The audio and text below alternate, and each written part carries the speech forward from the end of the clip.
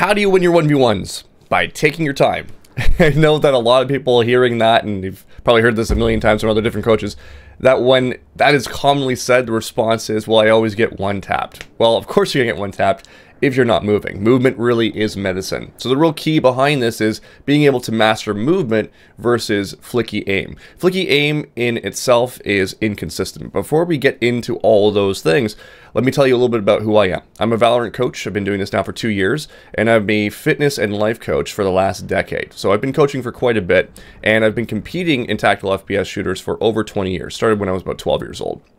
So I feel like I have some merit to be able to talk about some of these aspects today, and I think that what you're going to get from this video will help you quite a bit. And I encourage you to take time and pause between the video to go in and practice some of these concepts in game so you can really master them and get them down properly. This will for sure get you a lot more victories in your 1v1, so let's dive right into it. The first point I want to make is flicking is overrated.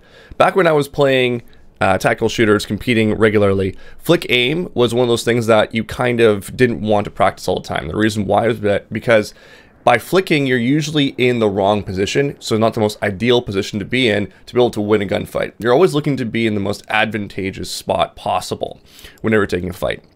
So flicking in itself is inconsistent because we're relying on our arm to move back and forth. Now, if you know anything about how the body responds to different movements, using your arm to move back and forth or any kind of command that your head will deliver to it, some people are better than others at it. But ultimately, if you're to look at a spectrum of the entirety of gaming and entirety of athletes and whatnot, it's going to be more inconsistent even if you've practiced a ton of times. What is consistent is on-off switches.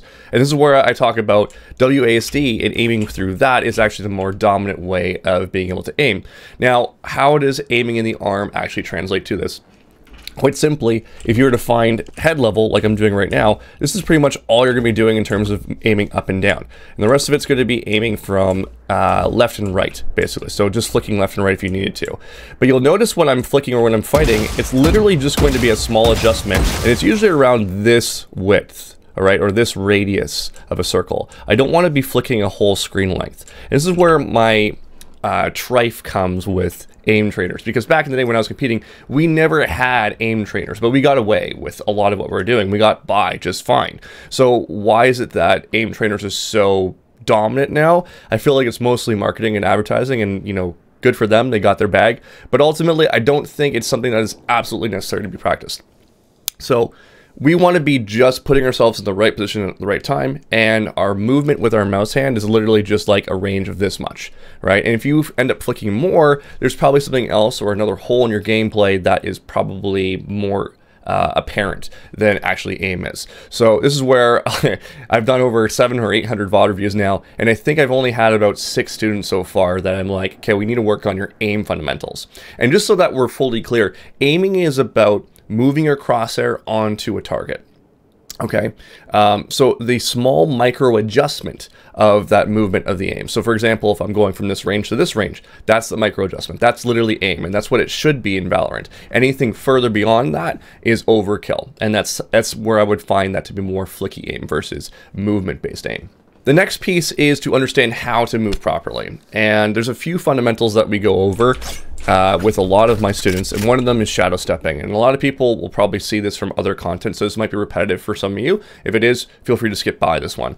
But this right here is the most important piece, because it's about getting a shot off accurately while you're moving. If you are inconsistent with your timing on this, and this is something that can be easily practiced and worked on over weeks of time, you're not going to be able to be consistent in game. So what we're simply doing is we're moving back and forth, and we're changing directions. This game, unlike Counter-Strike, you have to stop strafe, or you have to completely come to a counter strafe. But in this game, you could be moving flawlessly back and forth. And once you have the timing down, you'll notice my shooting arrow on the right-hand side, I'm not even looking at the screen right now, is, except for that one, is all yellow. So it's all just through the muscle memory of how long it takes to be able to hit these shots. And you can make it tighter and tighter and tighter. You can move out wider. And these are all just basic drills that you do. You see every aim guide, every movement guide following this kind of principle. And the idea behind it is that we need to be able to deliver an accurate shot, as I said before, while we're moving and shooting. This game is abused with movement more than Counter-Strike or a lot of other games, to be honest, where you're able to continually move. As I said before, movement is medicine. So by doing that first little step of that drill, you're able to start getting a feeling behind it. You can, find different targets and whatnot to be able to do that.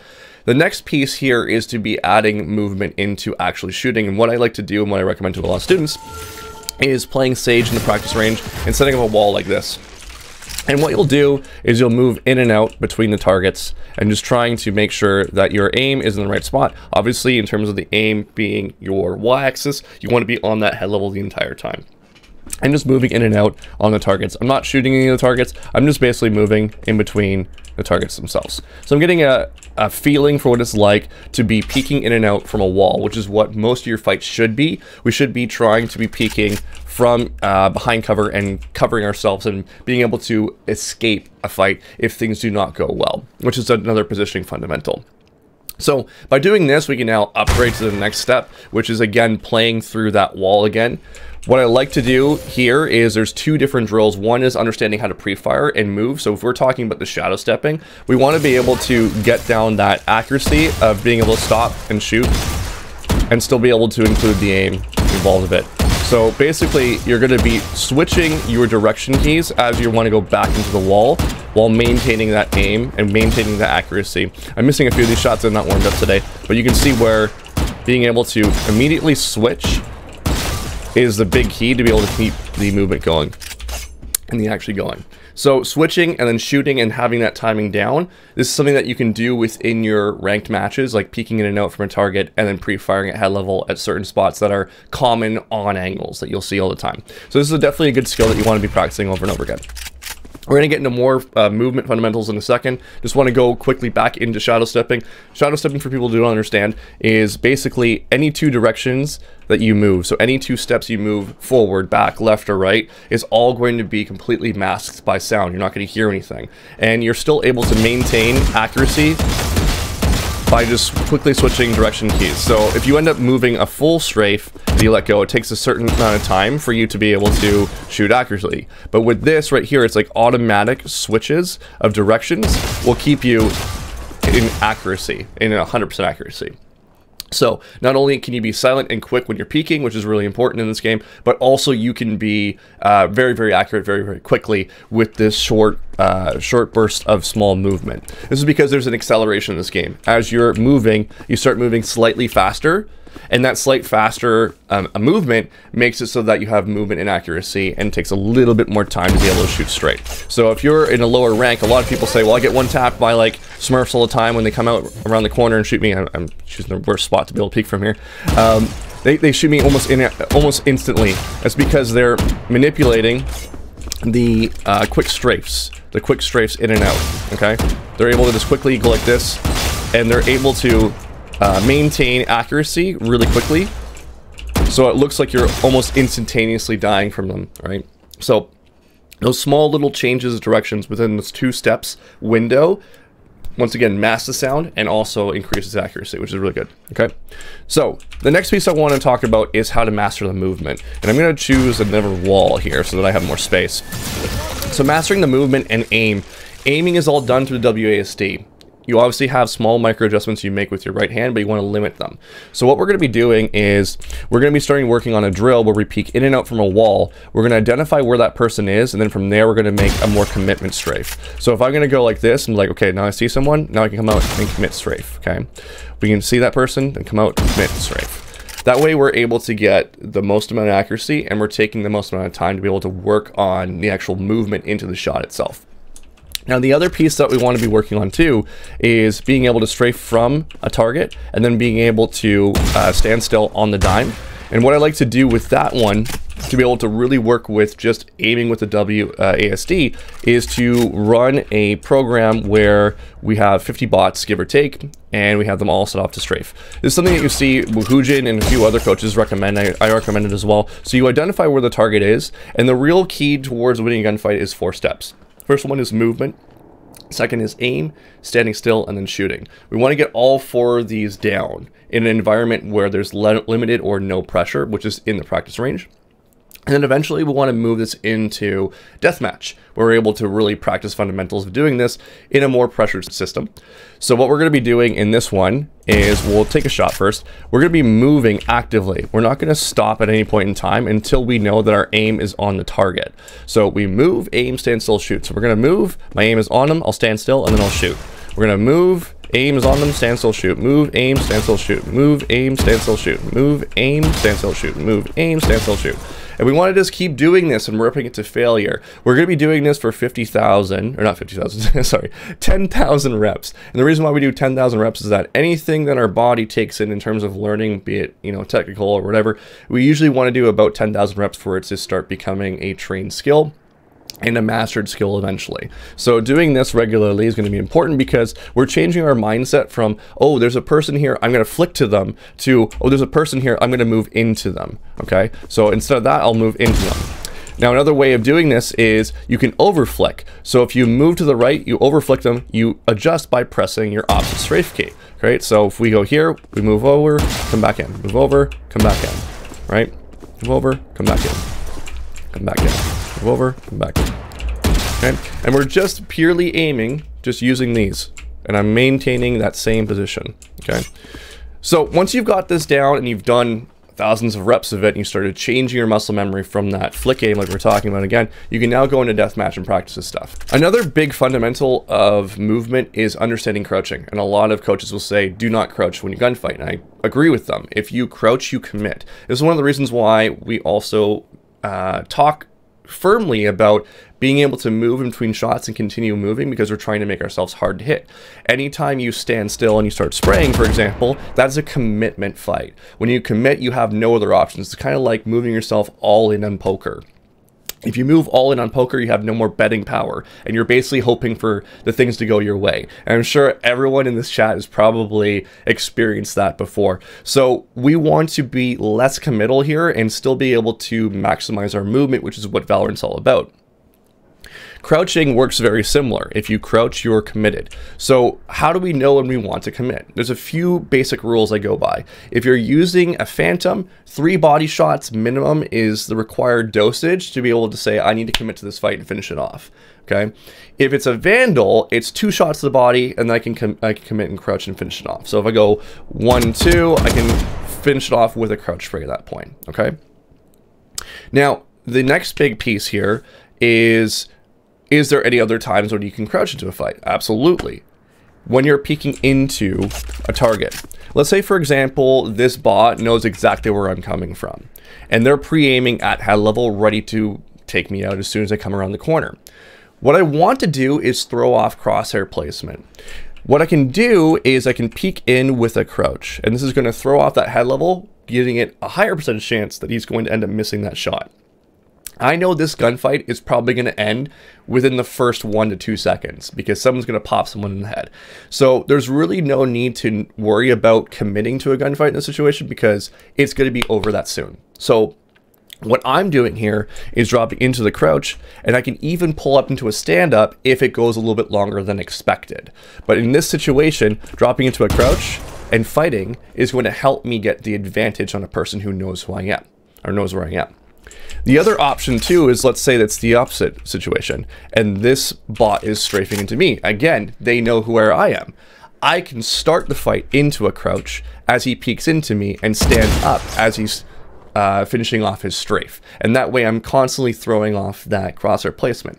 One thing that's very important to note in Valorant is that when you go into crouch, it takes a little bit of time on the opponent's screen for the movement or the command of crouching to deliver to their screen. So you actually want to be crouching ahead of time. So when you come in, you want to make sure that you're crouching a little bit faster than you would think you'd have to be able to maximize where that hitbox is going on the opponent's screen. And this is all about latency and whatnot.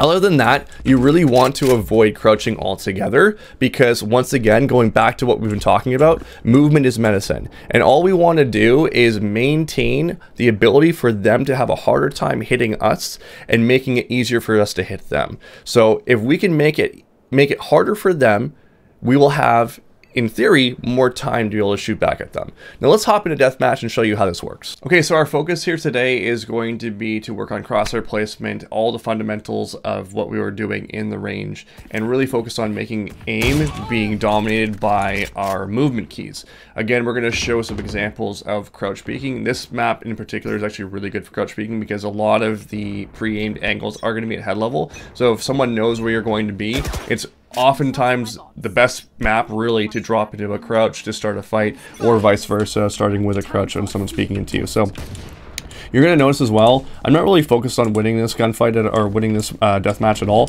All I want to do is practice peeking angles the way I would in a ranked environment, and if I end up taking fights the way that I'm supposed to be taking fights, then I'll end up getting those situations the way that I wanted to get them.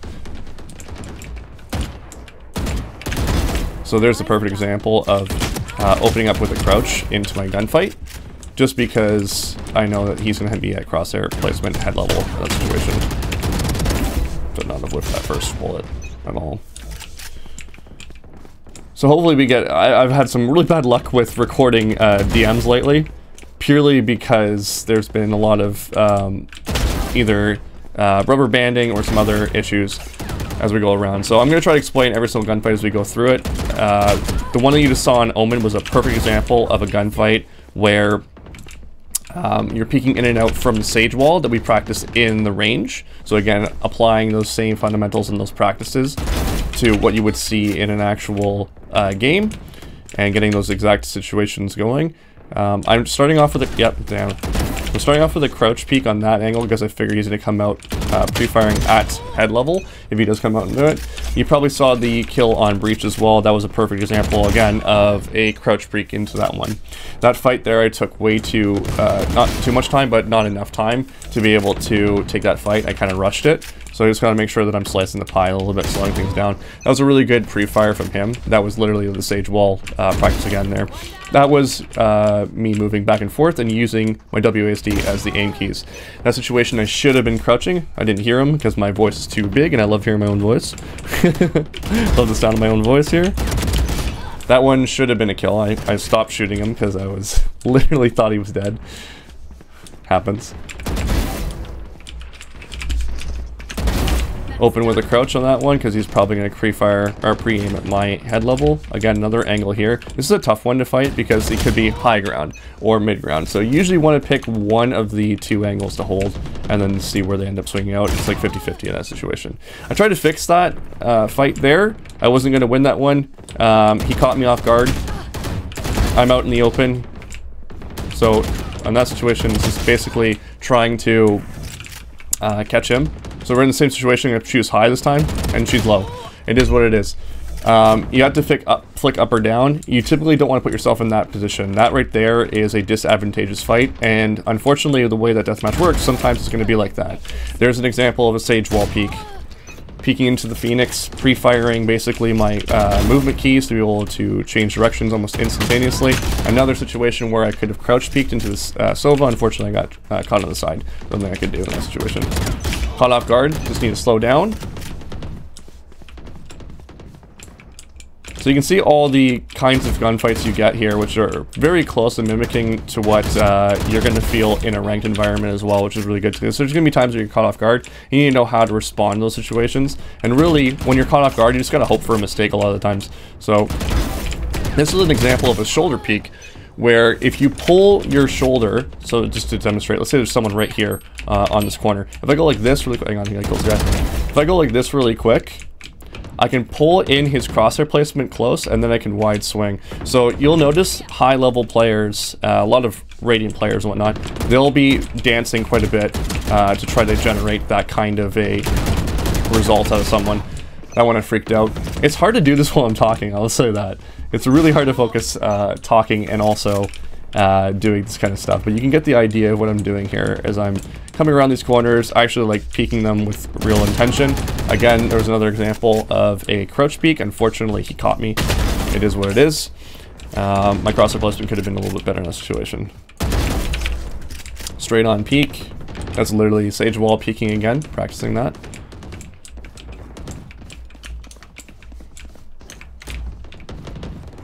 Now, all these angles, a lot of them are going to be crouch peeked. That was a good peek on him, on his part, to beat me on that.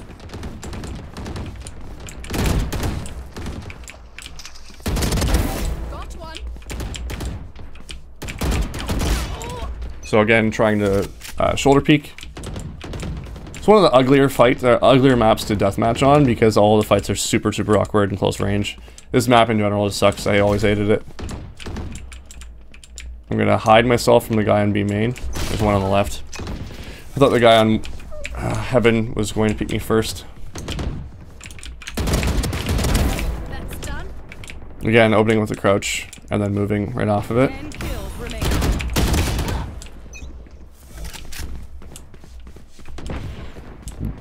This is one of those maps where like crouch peeking is like almost essential. I'm not even gonna fight that guy. I'm just gonna focus on the guy in front of me. I think he killed him, so yeah, he did. So that's a sage wall peek right there. Because literally the timing and changing the directions, you're able to keep pretty damn accurate. I needed to slow down there and place my crosshair better. I rushed that.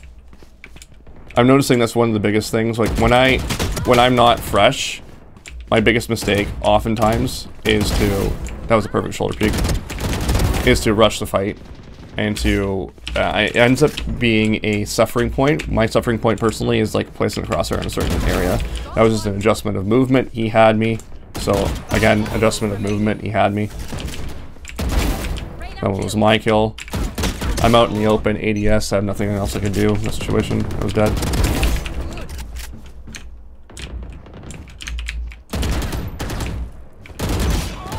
Ah. Rushed it again. I'm just rushing each of these fights. I need to slow down. Those are good. Could have been a little bit cleaner on the head level.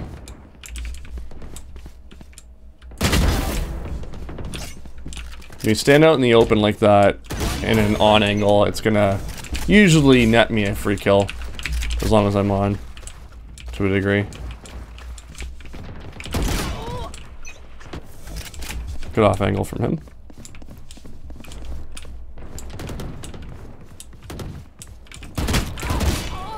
I'm quite surprised I didn't kill him there, I'll be honest with you. It looks like I gotta look back and see how that happened. But yeah, so that gives you an idea right there of how you can apply all the things we talked about into a deathmatch. It's gonna require a lot more work on your part. Like I said, 10,000 reps is gonna be completely necessary to be able to get something at least understood, and then mastered is gonna be significantly more reps. And you'll notice as your emotions start taking a toll, you'll start pulling back into old habits. So if you're noticing that you're rushing things kind of like I am, you want to regress and go back to the practice range and go back to the fundamentals until it becomes confident again. Then you go into deathmatch and go into that. Once your deathmatch is good, then you move into a swift play or into a comp play, whatever it is that you want to do. And then you can measure if you want to go back or forth based on that. If you're feeling good, continue to queue. If you're not feeling good, fall back into the good old habits. And eventually, through good repetition, you'll be able to move to comp much more faster and feel confident with your gunshots. So hopefully that helps you a lot, and hopefully it helps you understand that flicky aim is actually not the way to go with Valorant, and movement is key to be able to win your gunfights. Hope that helps.